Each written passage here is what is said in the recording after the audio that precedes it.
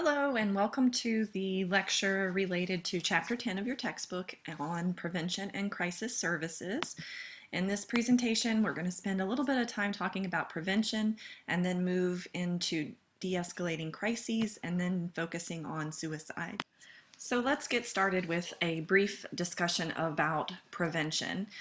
And the key here when thinking about prevention related to mental health and mental illness is that prevention and the mindset behind prevention is really integral to the counseling profession's focus on wellness and human development.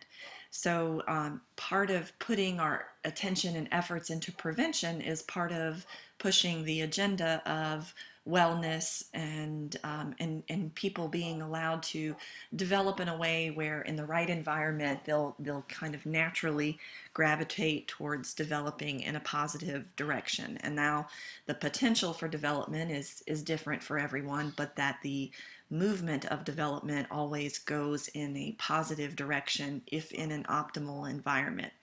So we want to try to help create an optimal environment because that's likely to prevent some of the symptoms or the severity of some symptoms associated with mental illness.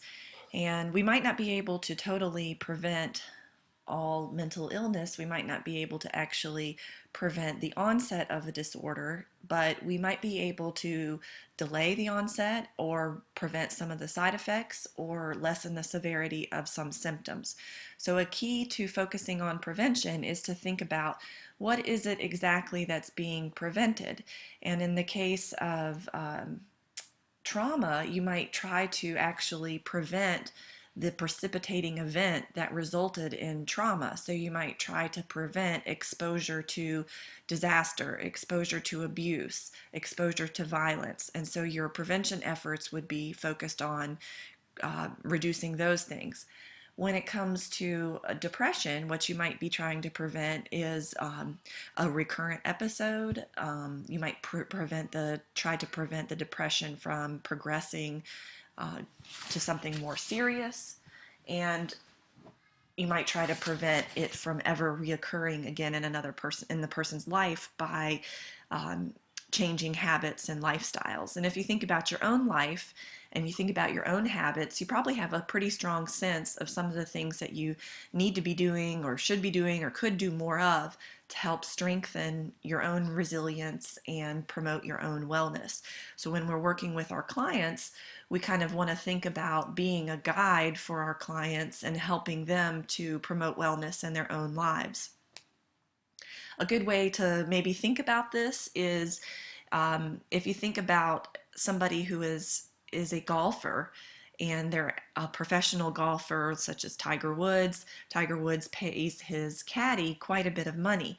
And why does he pay his caddy quite a bit of money? Tiger Woods knows how to play golf. He's the one who's swinging the golf club, but his caddy is there to say, I know a little bit about how you tend to respond in certain situations. I know a little bit about the landscape that you're approaching on this hole. So let me make some recommendations and let me offer some support and some validation and encouragement for you.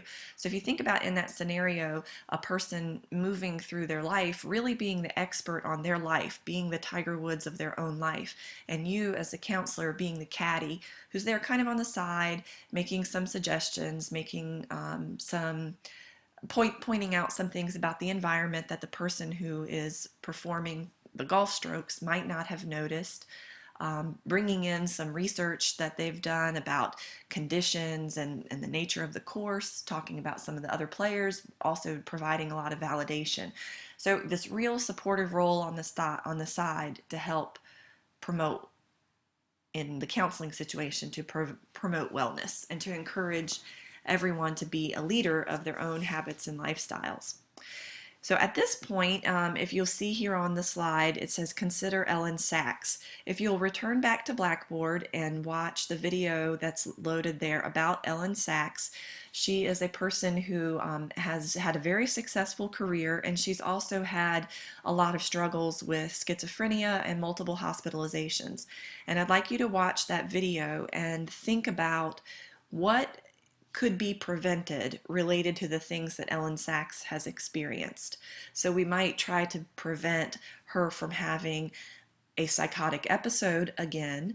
We might try to prevent her from having such a horrible experience as she describes and being in restraints. So we might try to prevent trauma from the hospitalization environment. But also, how has she promoted wellness in her life? She's a pretty unique situation. Not everyone, most people with schizophrenia are not going to be able to have the successful type of career that Ellen Sachs had, but most people in the world don't have the type, whether or not they have schizophrenia, don't rise to the level of prestige within her career that she has had. So she certainly is a unique person in a lot of ways. And for this, when you watch the video, I just really want you to think about, what are the things that have helped to promote her ability to try to be a leader of her own lifestyle and of her own habits, even as a person with schizophrenia. So when you're done watching the Ellen Sachs video, you can come back to the PowerPoint here, and we'll talk a little bit about some more things related to prevention, and that would be the difference between primary prevention and secondary prevention.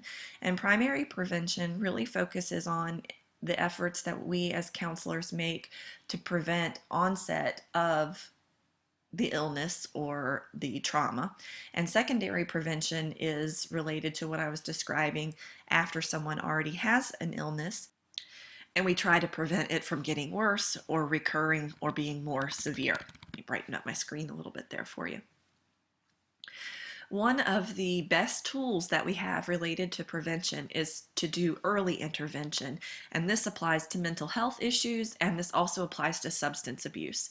So we really want to focus on trying to intervene early. If we wait, in the case of substance abusers, until they're at the stage of being physiologically and psychologically dependent on a drug, it's going to be much, much more difficult to intervene. So we want to do early screenings so that we can hopefully catch people when they're at the stage of use or the next stage, which would be at abuse. And we have a much higher potential to be successful sooner if we intervene early on. So early intervention is a really great tool to prevent things from developing and into something more severe, or worse. And screening is a great way to do early intervention and to determine who needs early counseling services. I want you to now go back to Blackboard again and look at the Mental Health America Before Stage 4 video and think about how that video really tries to present a public service message that would be accessible to the general population, that focuses in on both promoting wellness, preventing serious mental illness, and early intervention. And just think about, do you think that that's a kind of campaign that could be successful? And how would we get that message out? And when you think about your family, your community, your work setting, can you imagine a video like that being played and people responding well to it? And then the final bullet on this slide here is the prevention focus in your final projects. And that was the assignment for this week, was to send a synopsis to me of, if you were to take a prevention focus in your final project, and you definitely don't have to, but if you were, then what would that look like? So most of you are probably focusing on actual interventions in your mental health center. But if you were to take a strictly prevention focus, what would that look like? So for the second half of this recording, we're going to talk a little bit about using verbal de-escalation in crisis situations. And I really just want to spend about 5 minutes on this, and you can think about it a little bit more.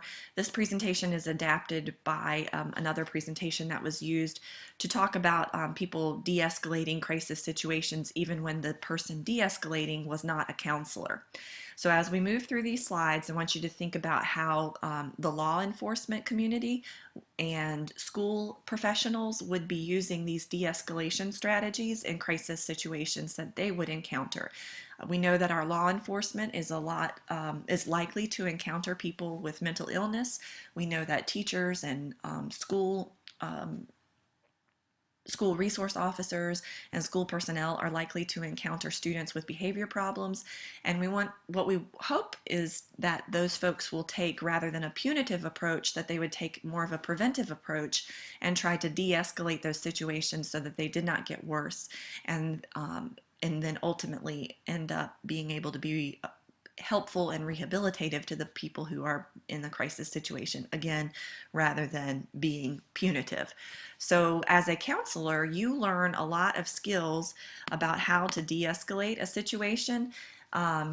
In the class in our program that is CNS 50/50, Counseling Skills and Techniques. And a lot of those empathic and active listening type skills are the same skills that you as a counselor could go out and teach to law enforcement and to school resource officers, so that they would have a better understanding of how to take someone who is maybe experiencing mental health problem and de-escalate the situation from it getting worse.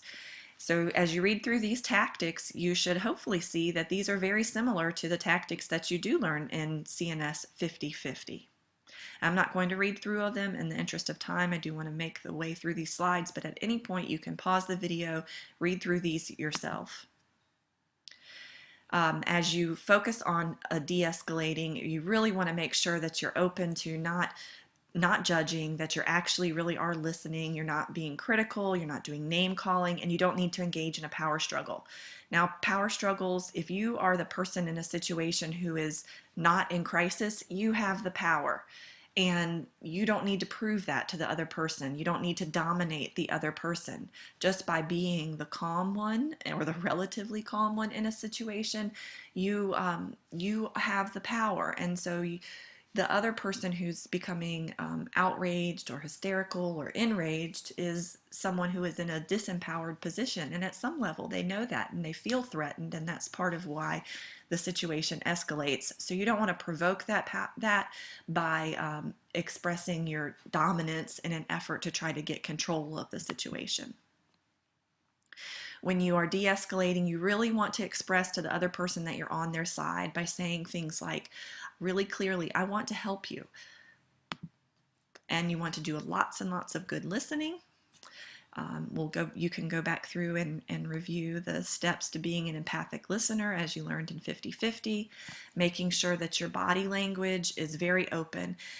When you're in a situation with someone who is angry, upset, spiraling out of control, they're only hearing a small portion of what you are verbally saying, but they are reading and perceiving everything that your body is telling them. And so if your body is communicating that you feel threatened, or that you are trying to be dominant, even if your words are saying otherwise, then the body language content of your message is going to override whatever your verbal message is.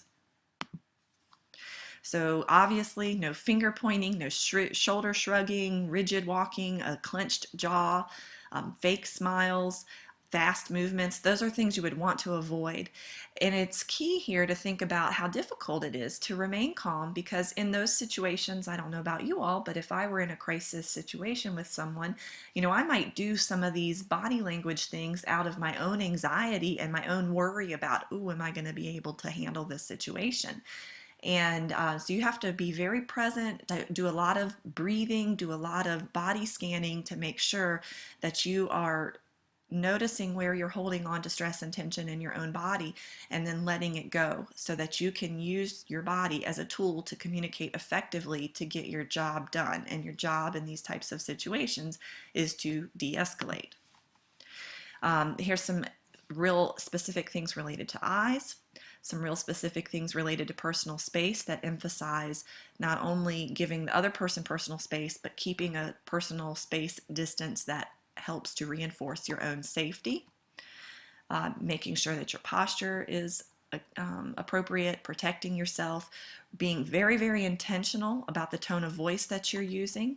Tone of voice can be another way, in addition to body language, that becomes more important than the actual content of what you're saying verbally.